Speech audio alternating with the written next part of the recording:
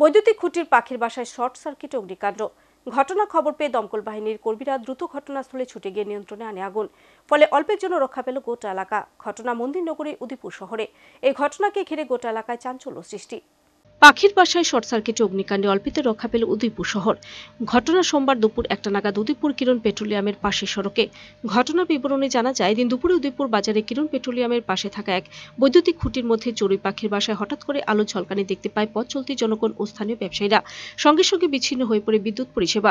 বিষয়টি প্রত্যক্ষ করতে পেরে সাধারণ মানুষ খবর দেয় উদয়পুর দমকল বিভাগে।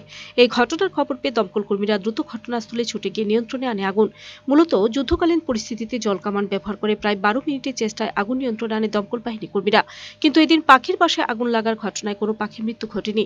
সম্পূর্ণভাবে নিরাপদ স্থানে সরে যায় চড়ুই পাখিগুলি। মাঝ রাস্তায় দমকল কর্মীদের গাড়ি থাকার কারণে অল্প কিছুক্ষণের জন্য ব্যাপক যানজটের সৃষ্টি হয়। সাধারণ মানুষের তৎপরতায় স্বাভাবিক হয় গোটা সড়কে যান চলাচল। পরবর্তী সময় বিদ্যুৎ দপ্তরের কর্মীরা দ্রুত ঘটনাস্থলে পৌঁছে বৈদ্যুতিক লাইন সারাই করার জন্য ছুটে যায়। সব মিলিয়ে অল্পের জন্য এদিন রক্ষা পেয়েছে আগুনের হাত থেকে উদয়পুর শহরের মহাদেবদিঘি টাউন এলাকার ব্যবসায়ী মহল। কিরণ পেট্রোলিয়াম সামনে এটা ওই ইলেকট্রিকের যে পোস্ট আছে না, এখানে একটা আগুন লাগছে বলে কইতেছে। আমরা সাথে সাথে আমরা গাড়ি নিয়ে আসছি, আইসি দেখতেছে কি ইলেকট্রিক তারের উপর এখানে আগুন জ্বলতে আছে। এইটা আমরা কিসে মিলে জ্বলতেছে?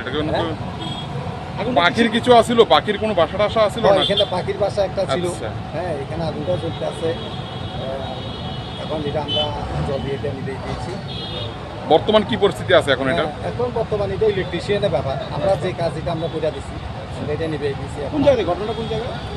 তো কিরণ পেট্রোলিয়ামের সাথে। Video report search India TNN।